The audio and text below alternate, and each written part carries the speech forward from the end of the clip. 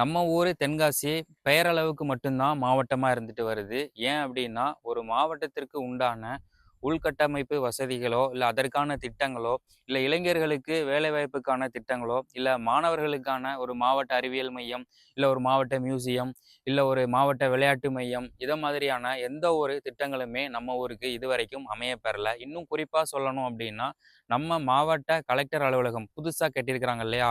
அது கூட இன்னும் முறையான செயல்பாட்டுக்கு வரவே இல்ல. இதுக்கெல்லாம் காரணம் என்னவா இருக்கும் அப்படின்னு சொல்லி யோசிச்சா, சார். நான் சொல்றேன். டிஸ்டன்ஸ் தான் காரணம். ஒருவேள வடிவேலு காமெடியில வர்ற மாரி அந்த டிஸ்டன்ஸா தான் இருக்குமோ அப்படின்ற ஒரு டவுட் நமக்குமே வரதான் செய்யுது. இன்னைக்கு நம்ம தமிழக முதலமைச்சர் விஜய் அவர்கள் சட்டசபையில பல்வேறு திட்டங்கள வந்து அறிவிச்சிருந்தாங்க. பால் கொள்முதல் விலைய வந்து ரூ. 3 உயர்த்தி அறிவிச்சிருக்கிறாங்க. மருத்துவ காப்பீட்ட வந்து 5,00,000 இருந்து 25,00,000 உயர்த்தி அறிவிச்சிருக்கிறாங்க. சட்டமன்ற உறுப்பினர்கள் அனைவருக்குமே வந்து கார் வழங்குற திட்டம் வந்து அறிவிச்சிருக்கிறாங்க. இன்னும் குறிப்பா சொல்லணும் அப்படின்னா, புற்றுநோய் சிகிச்சைக்காக ஒரு ரூ. 1,000 கோடி வந்து ஒதுக்கி இருக்கிறாங்க. தமிழ்நாட்டுல புதுசா 7 செவிலியர் கல்லூரிகள் வரப்போகுது அப்படின்ற ஒரு அறிவிப்பையுமே வந்து அறிவிச்சிருக்கிறாங்க. எல்லா திட்டங்களுமே வந்து சூப்பரான திட்டங்கள் தான்.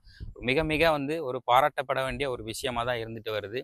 ஆனா, இந்த புதுசா அமையப் போற 7 செவிலியர் கல்லூரிகள்ல ஒரு கல்லூரியாவது நம்ம மாவட்டத்துக்கு வரணும் அப்படின்னு சொல்லி இந்த வீடியோவ பார்த்துட்டு இருக்கிற உங்கள்ல எத்தனை பேர் நினைக்கிறீங்க அப்படின்றத கமெண்ட் செக்ஷன்ல சொல்லுங்க. இந்த வீடியோவ நெறைய பேருக்கு ஷேர் பண்ணுங்க. அப்பனா தான் நம்ம மாவட்டத்துடைய ஒரு குரலா இந்த வீடியோ வந்து இருக்கும். இந்த குரல வந்து கண்டிப்பா கேட்க வேண்டியவங்க வந்து கேட்டாங்க அப்படின்னா, அதற்கான ஒரு நடவடிக்கையாவது எடுப்பாங்க. ஸோ வீடியோவ ஷேர் பண்ணுங்க. மீண்டும் உங்கள வேறொரு பதிவில வந்து சந்திக்கிறேன். நன்றி.